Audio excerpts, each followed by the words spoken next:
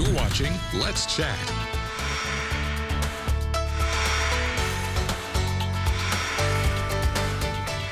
It's so great to have the Hunter Museum of American Art in the studio today to talk about a fun program coming up called Vision and Verse. I love this. Thank you for coming on, Adira. Good to see you. My pleasure. Great to see you. So what is Vision and Verse? Tell us all about this. Sure. Well, Vision and Verse has been going on for about 8 years now. It's a series in which we invite local creatives and primarily creatives of color to reinterpret our artwork and to make it more present, more alive for our guests today. So it involves a creative performing, it involves discussion about the artwork, and it involves the entire community just sharing this moment of shared experience and understanding.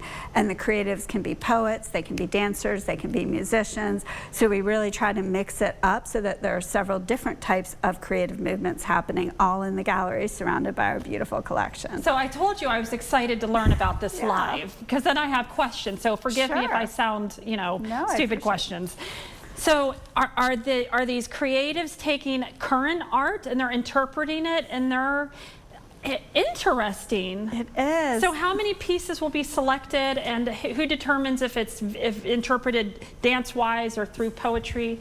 So it's a little bit of everything. So over the years we've done all kinds of variations, and often I'll approach poets or dancers or musicians. Sometimes at this point, since we've been doing it for so long, they approach me and they say, hey, I had one, for instance, who'd heard about it, who'd come to a bunch and said, I'm a dancer, but I want to involve other art forms. Who do you know who's a poet? Who do you know who's a musician? So then I get to bring them together, and they'll either pick a theme and use several works of art, or they'll pick one work of art or one exhibit and really reinterpret it for our modern life today. So older works come alive anew, contemporary works come alive in a new way that might be more appropriate to Chattanooga or to the way that we're living here now. Can you walk me through, how many years has this been taking place? 8 years. 8 years. Yeah. Can you walk me through an example of a work of art, what it was called, and maybe how it was interpreted?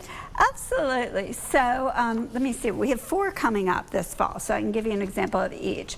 The first one involves a poet, a singer, and a musician, and they're all reinterpreting a beautiful new painting that we just were able to get on loan from Art Bridges, which is a branch of Crystal Bridges, and it's a work of art by an African-American artist kind of giving flowers to his mother and all the women who made it possible. So they're responding to that. I have another that I just mentioned where the dancer came to me who was a young mother who knew some other young mothers who wanted to express motherhood. So we got together a group of dancers and poets and musicians who were going to dance to 3 works of art that all express motherhood from different multicultural perspectives. We have one coming up with Hip Hop Chat, where we're going to be expanding on what they're doing in our upcoming graffiti show, and another using that same show and looking at the way that the AIDS epidemic deeply impacted a lot of the graffiti arts communities, particularly in cities in the 80s and 90s. I wonder if these artists who made these paintings could experience this interpretation. Has that happened? Are these artists? It has. Well,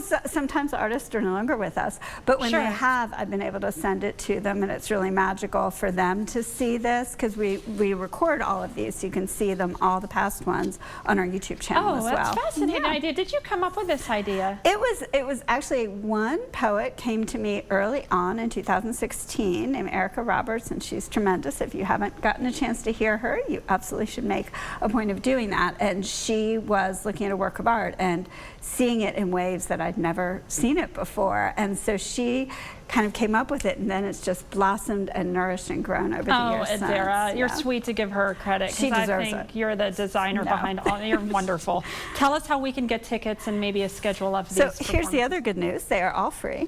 And so you just come to the Hunter on any of the nights. You can find out the dates on our website, and you come to the Hunter and you just walk right up to the front desk, and they will welcome you and get you checked in, and you can see the piece, you can see the experience, and you can see our collection. Are there opportunities quickly for creatives to get involved in the future? How same on the website? They can just they can reach out to me through our website or just call the museum, and they can get me in touch with them. Fascinating. This is fun. Thank you for coming on, Adira. HunterMuseum.org to learn more about Vision and Verse, a really creative way of expressing and interpreting original works of art that are at the Hunter. Thanks again for coming on. Thank you.